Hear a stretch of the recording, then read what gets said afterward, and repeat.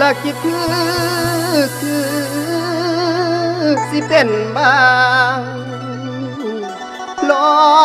ยผัวน้องป่าอายนี่นาสิตายก่อนละคำแพงเอ้ยเป็นหนาวเป็นฮ้อนมาคือใครแม่นอยู่นั้นละนางเอ้ยนางอ้ายลืมเจ้าบ่ได้แม่นสิผ่านมาหลายปีใจก็บ่เคยหนีเรื่องเดิมแต่ข้าวนั้นวันเดือนปีสิมุนยายแต่ใจสายอายคือเก่าน้องไปเป็นเมียเขา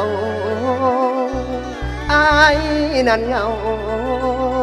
อยู่บ่แล้วมันเป็นแปลวอยู่บางส่วง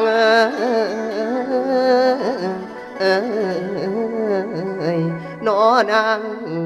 นอ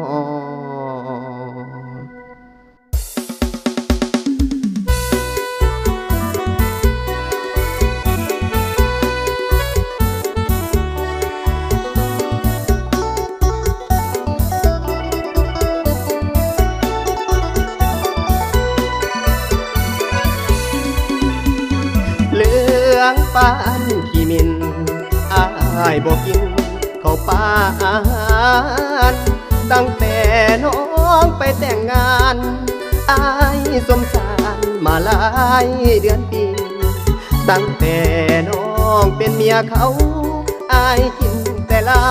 นับบ้านเดือนปีหากก็หากบ่เลิกบ่หนีหากคนดียันเหมือนนิทานบ้านผู้ลูกนางอัวเจ้าเอาผัวอ้ายยิ่งคำฮอน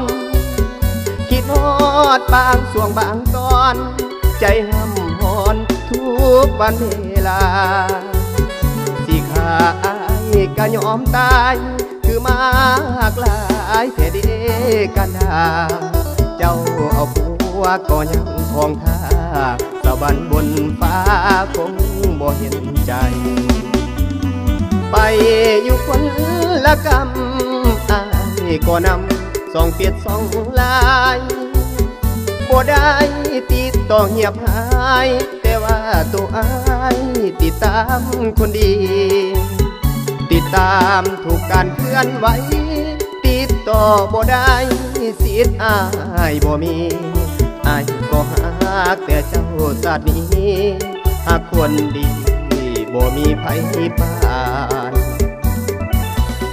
เรื่องคือว่านทรมานบ่คอยใจลอยสู่มือมันต่ำเตือนไว้ใจนอนห้องให้ย้ำเข้า2 เปียดหลายอ้ายนี่คือคนตายย้อนมากหลายแต่นางนอง